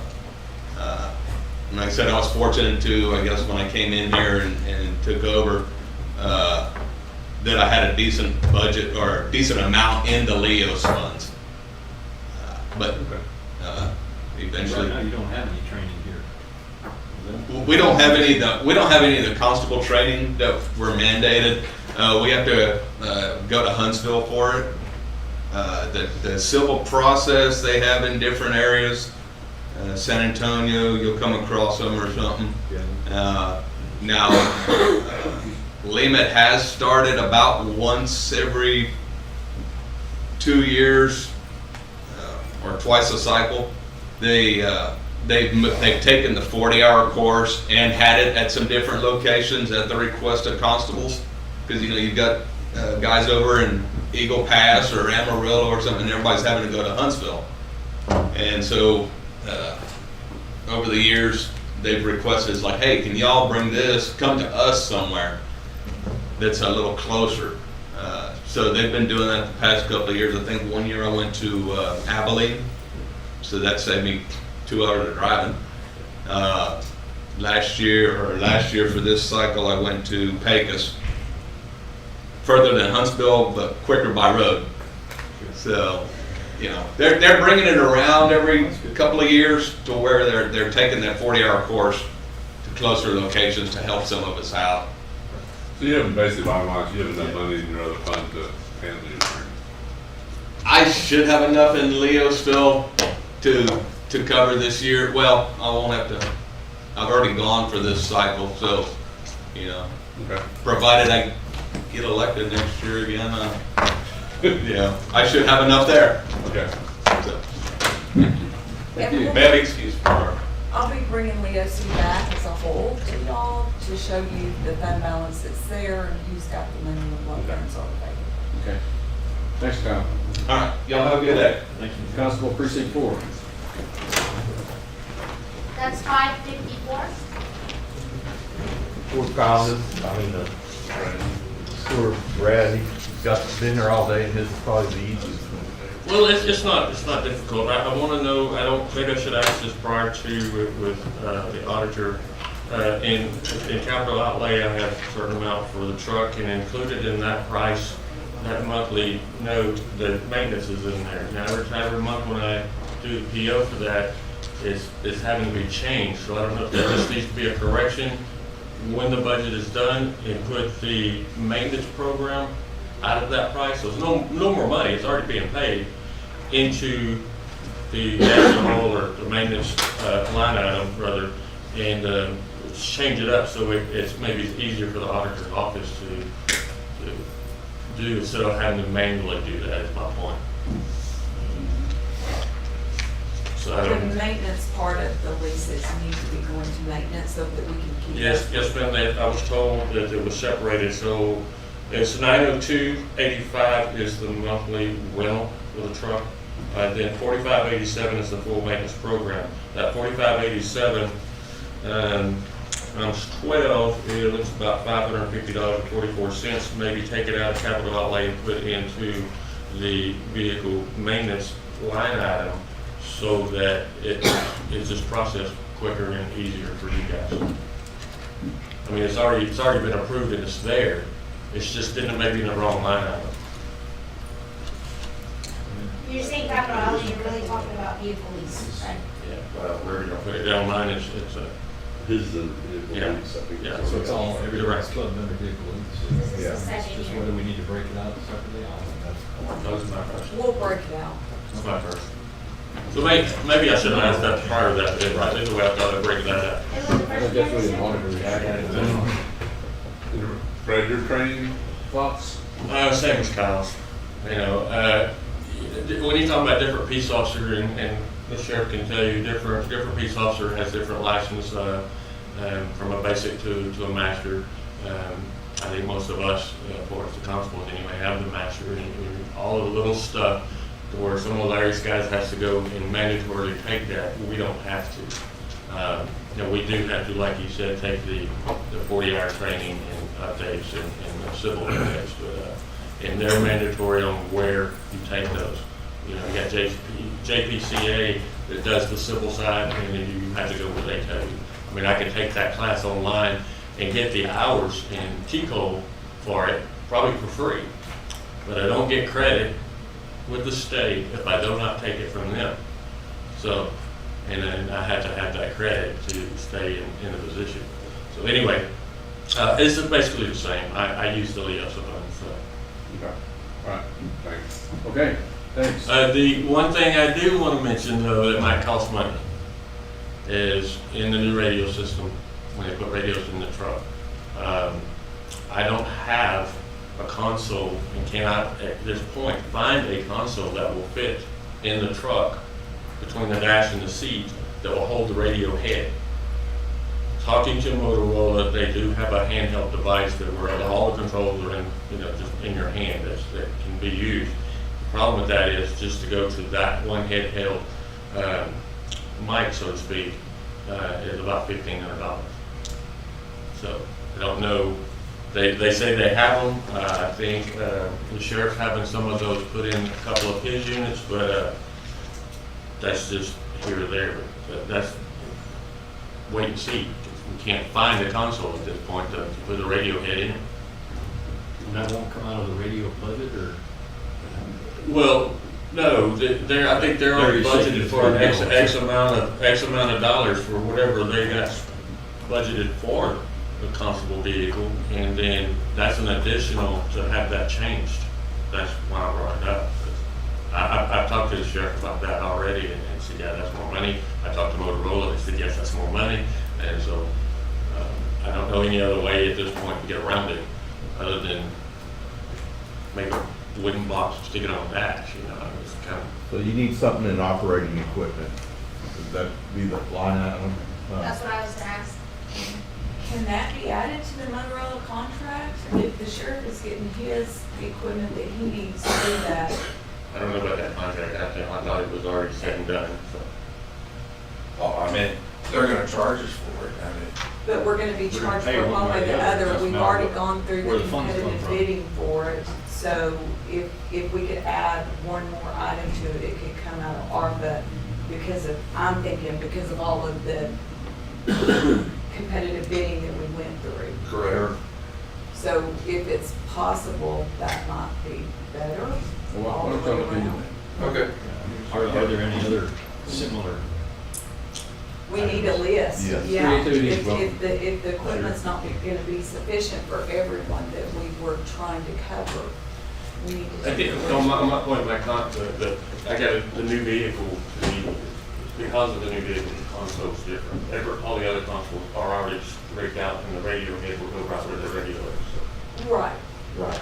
Okay, the proper equipment was purchased. Basically what he's saying is our marked units, which he has, all of our marked units, we ordered our in-car, what we call radios, where it's a mic and stuff like that. Our covert vehicles, SOD, like me and my administrators, it's an additional head. So instead of that unit, it's mounted in the trunk and you just have a radio head that has everything on it, okay?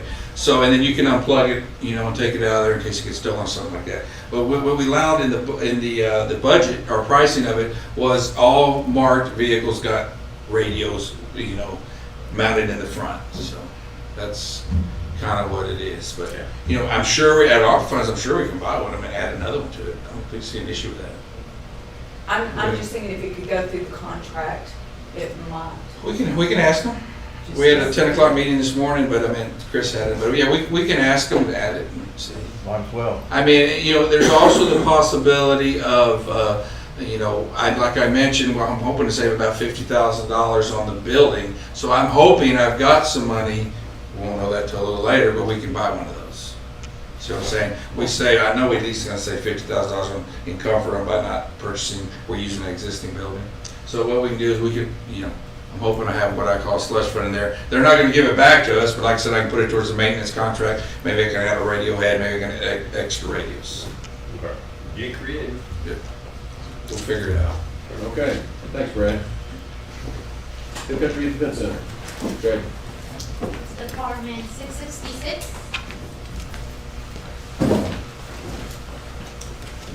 You asked for a list. Did I? You did. Oh, that's right, yeah. And I don't have any of that. Good morning. I do want to just check before we start, do you guys have the sheet I sent in with mine for my breakdown? I'm sorry, Do y'all have my breakdown or you just have the county budget line item? That's okay. That's what we're gonna do. Do you have another $10? I do have a breakdown that might help you. Doesn't get too into the weeds, but. Thank you.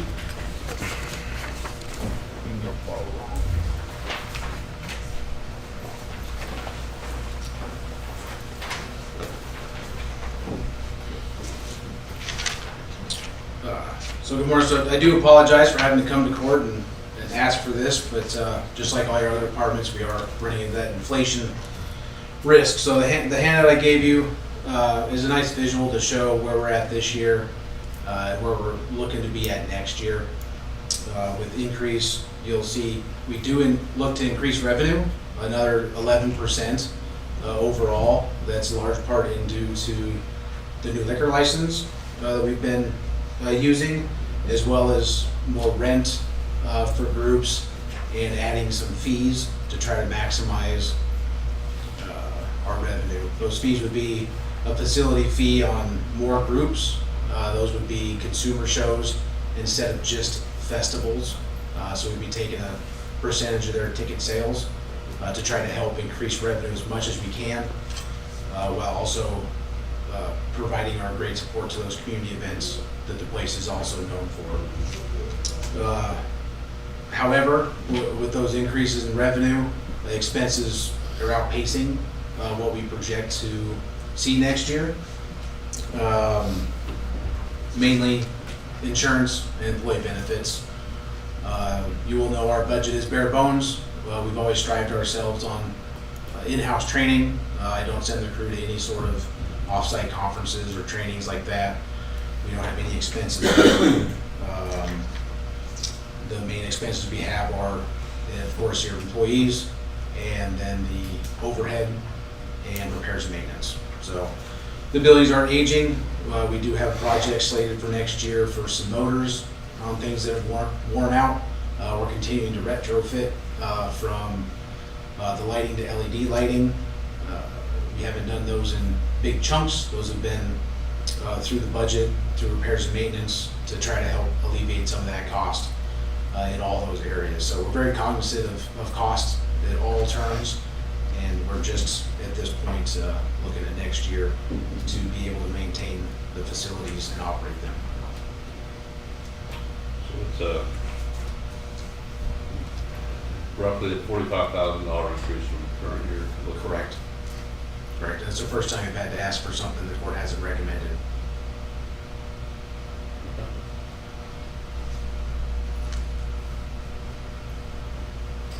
Anything else? Thanks, Jay. Okay, we've run out of things on our list for today, but we do have some HR issues that we can address. Take a 5-minute break and we'll start back up with the resolutions.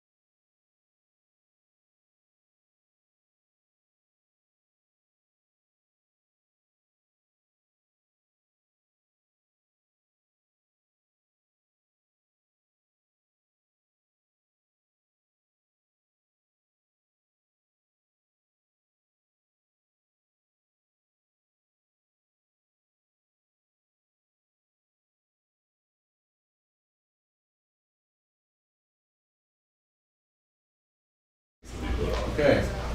You ready? Yeah, Rosen? We'll come back to order. Mr. Hernandez? Okay, did I give you guys the handout yet? No, you tried to give it to us, so I gave it back to you. I didn't want to, I didn't want to confuse us by having stuff that wasn't that. They're all crisscrossed. And there's 2 handouts.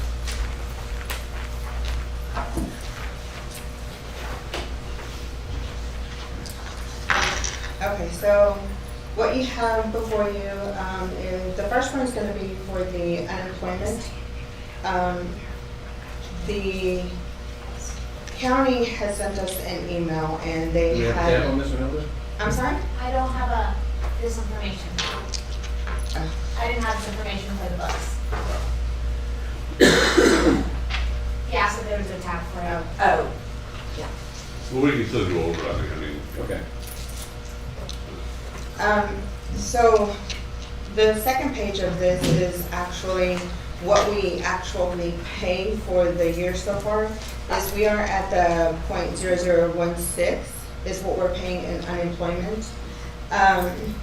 And they have, throughout the years, calculated all the, like 2019, 20, 21, and 22, and then they calculated that we need to drop down to the .0008. But in their email, they are asking if we want to buffer it a little bit. And my recommendation is to buffer it a little. So what would that go to? What, when you buffer it, you get a .001? That's what I was going to suggest, is to buffer it to the .0010. So it's still gonna be lower than we're currently paying? Correct. But not. Is that build up or something? What's the point of the buffer? Just because we're dropping down by half. I think the rate is driving a lot of this. If it's, in case our unemployment gets a little bit worse. Correct. But we could also go to the 0, not buffer at all, let's go to what they're recommending. And if we are high, we could go take it out of contingency. Yeah, we can do I can either do one. that. I think about that. Leave it at what they're recommending, at the 0008. Okay. And then if we happen to hit us with an increase, we'll have it taken out of contingency. And next year we'll have a better idea. And we always have to maintain a certain amount of money in that unemployment fund. So anytime that it goes below it, we have to make sure we put money back in it. So we're gonna leave it the way it is? No, we're doing. Put it at the 0008. Okay, change the date. Okay. What's the total amount of that? I mean, what's that total line item for the county? Give me 1 second, What unless Rosen. kind of dollars we're looking at? Not enough. Unemployment insurance, we've got it budgeted at 32,000. Oh, okay, yeah. If we need to find a little bit there, we can find that. If it was like $1 million or something, I was gonna say, well, maybe we have to. Okay. That's fine.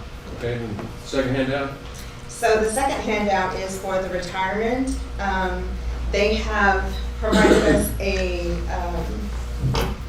plan assessment for 2024. They have down there in where it says retirement plan funding, they have provided us what we elected, and they are also giving us a required rate. So they're requiring us to lower our contribution. What they're saying is that we can go with the required rate, which is the 13.90 is what we put in. That is not including the group term life. So it is requiring, no matter what we do, and we cannot go below that 13.9.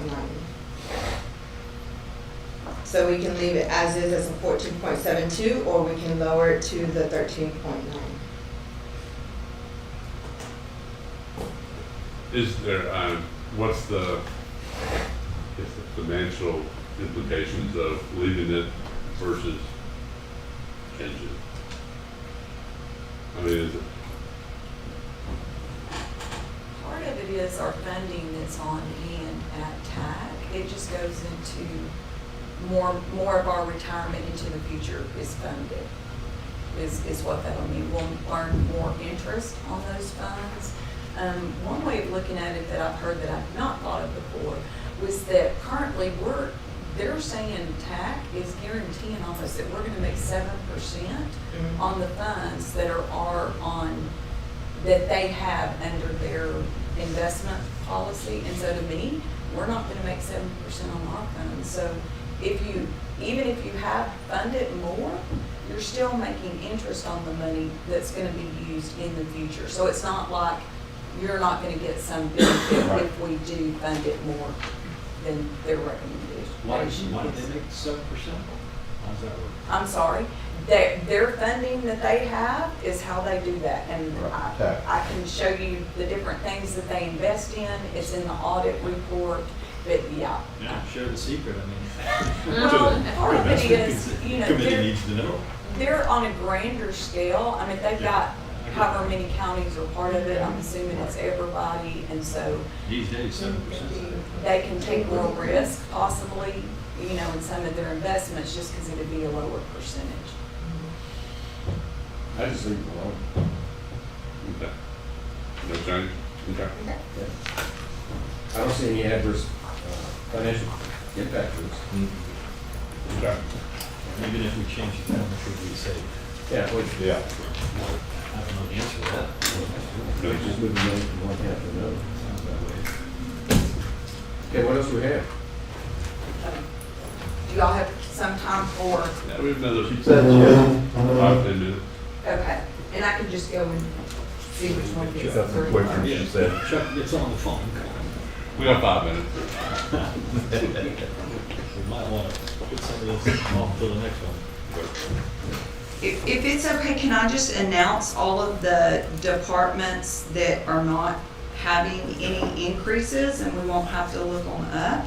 So we have Human Resources that it is not increasing anything. She is asking for an increase for staff, but that'll come in later. The County Attorney's Office is not asking for any increases. JP1 did not ask for any increases. JP3 asked for $35, so, and it's offer copy or the same thing you've heard about today. Constable 1, I believe, did not ask for any increases. And then juvenile probation actually decreased their budget by somewhere around $500. So that's that part of it. If you, also the airport ramp grant, so they did not have any change in that. We're still gonna give them the $25,000. It's matched by the city for the $25,000. Unclaimed property is 46. This is just for y'all to look at in your books. There's not a budget that's connected to it as such. It's where we hold any funds, checks that are still dated, they're given to the treasurer, and so until we find who the money belongs to, that's the fund that those type of items stay in. Another one is Fund 36, Child Abuse Prevention. And so with it, there are not any changes. This is where we fund, let me back up a minute. This money comes in as fees from the district clerk mainly. And so we use that to fund a portion for CASA and K-Star and Hill Country Cares. On Fund 51 is the plateau water planning, and this is just because Jody takes care of all their money, and this is where it's placed. And again, this is not one that y'all really vote on, it's just for y'all to see and be aware that we do hold money for them. We are reimbursed for any expenses really that come out of there. The last one is UGRA, the contract with them, and it's 54. And to my knowledge, there are not any changes in that. I don't think I've seen a contract yet, but it may be coming in later. It's a pretty standard contract. Okay. And that's probably all for today. Okay. Is there anything else? We're adjourned.